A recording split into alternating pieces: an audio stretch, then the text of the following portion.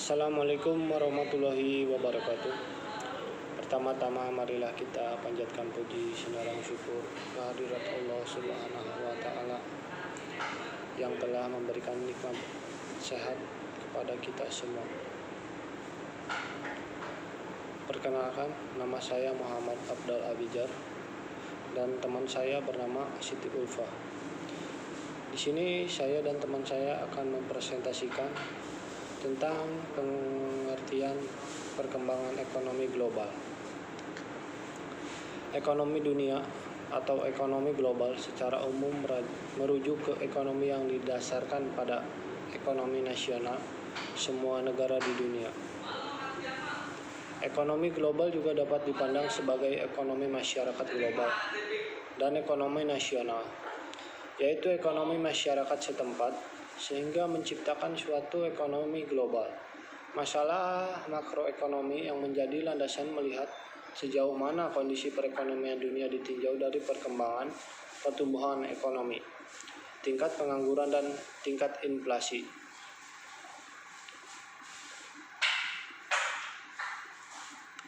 Secara umum, tingkat pengangguran beberapa negara tidak terlalu berbeda dengan kondisi pada triwulan tahun 2017. Namun tingkat pengangguran di Brazil dan Singapura mengalami peningkatan pada triwulan 1 tahun 2018 masing-masing 13,1% dan 2,7%. Tingkat pengangguran Jepang dan Amerika Serikat mengalami tren menurun pada triwulan 1 tahun 2018, namun masing-masing sebesar 2,5% dan 3,9%. Tingkat pengangguran menurun seiring dengan peningkatan penyerapan tenaga kerja di sektor manufaktur.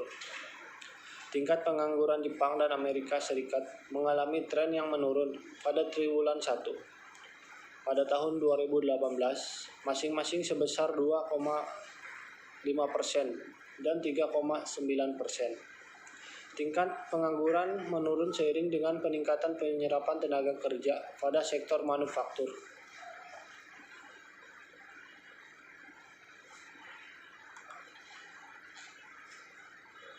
Mungkin itu saja presentasi yang bisa saya sampaikan, dan presentasi ini akan dilanjutkan dengan teman saya Siti Ulfa. Assalamualaikum warahmatullahi wabarakatuh. Perkenalkan, nama saya Siti Ulfa. Saya di sini akan melanjutkan presentasi dari rekan saya, yaitu mengenai perkembangan ekonomi global atau ekonomi dunia. Dan selanjutnya yaitu mengenai inflasi. Inflasi dunia. Laju inflasi di dunia di negara maju secara umum mulai mengalami peningkatan. Misalnya inflasi Amerika Serikat yang meningkat dari sebelumnya mencapai 2,5% dari tahun ke tahun pada bulan April tahun 2018. Hal ini didorong oleh peningkatan harga makanan dan meningkat sebesar 0,3%.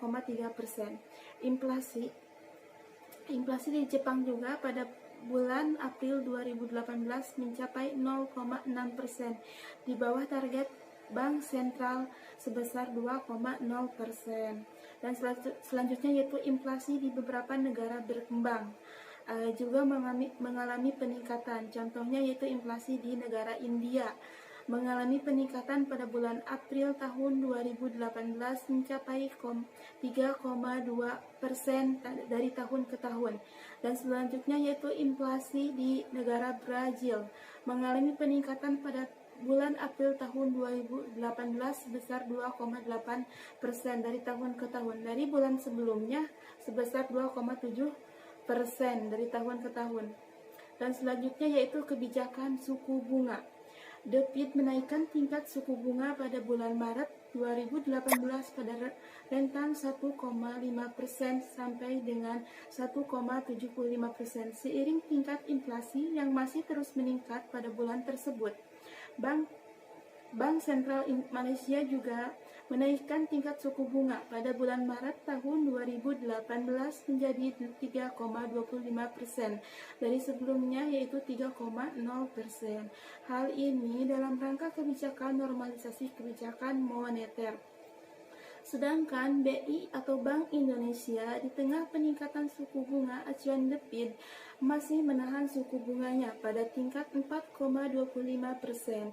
Kebijakan tersebut sejalan dengan upaya menjaga stabilitas makroekonomi dan sistem keuangan serta turut mendukung pemulihan perekonomian domestik.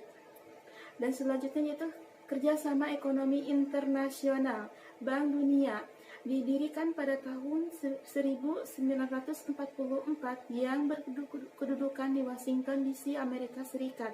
Lembaga ini bertugas memberikan bantuan ekonomi untuk perbaikan usaha-usaha dalam bidang pertanian, industri, jalan raya, dengan memberikan bantuan kredit jangka panjang untuk negara-negara berkembang dengan bunga yang sangat rendah.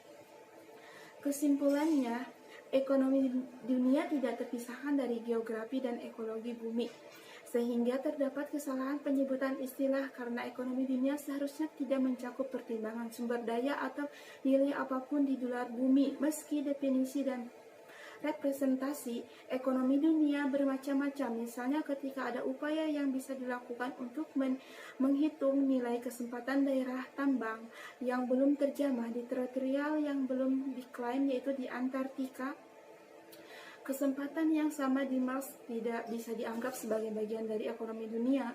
Bahkan jika saat ini dieksploitasi dengan cara-cara tertentu dan dapat dianggap sebagai nilai laten saja, sebagaimana seperti intelektual yang belum tercipta, seperti penemuan yang tidak terpikirkan sebelumnya, jauh dari standar minimum nilai produksi, pemakaian, dan tukar di planet bumi. Definisi, representasi, model, dan penilaian ekonomi dunia beragam bentuknya.